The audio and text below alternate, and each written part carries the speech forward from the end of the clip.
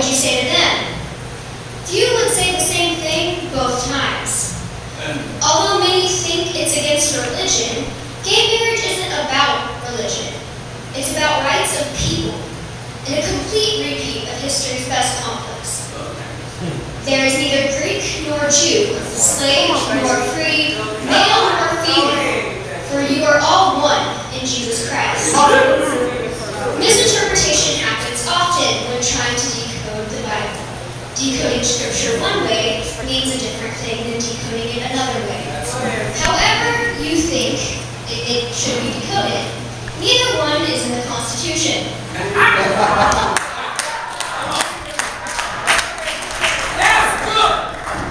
The cruelty within the Christian community has gone as far as saying you can't go to a certain church because of who you are. Doesn't that sound familiar? What's next? Gay water fountains?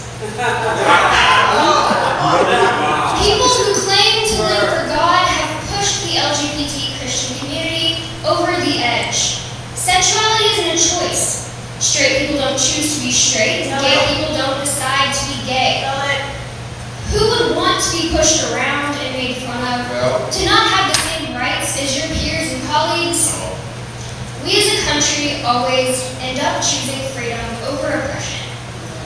In the days of slavery, there were arguments if black people should have the same importance or deserve the same rights. The U.S. wouldn't be the same place it is today if we had decided for oppression.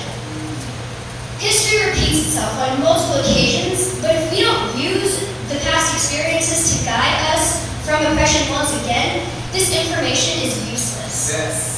Two totally different situations, yet the same amount of historical importance.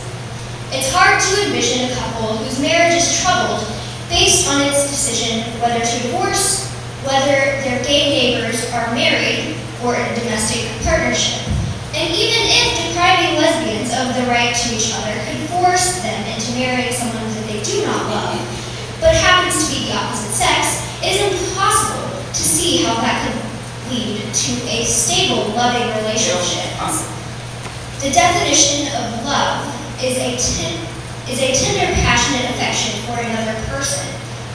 The definition of person is a human being, whether man, woman, or child. Okay, girl. If there is a clear understanding of love in every family, it doesn't matter whether there are two mothers, two fathers, or a mother and a father. Say that. I grew up with my grandma. She supported me and loved me more than anyone. She was, and is, my favorite person in the world. Amen. My grandmother is a lesbian. She's legally married in Canada to a woman who loves me just as much as she does.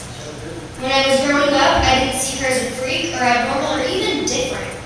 I saw her as love and care. Yes. She has also been in ministry since before I was even alive. I grew up with the LGBT Christian community, and they have become a part of my family. And no, they have not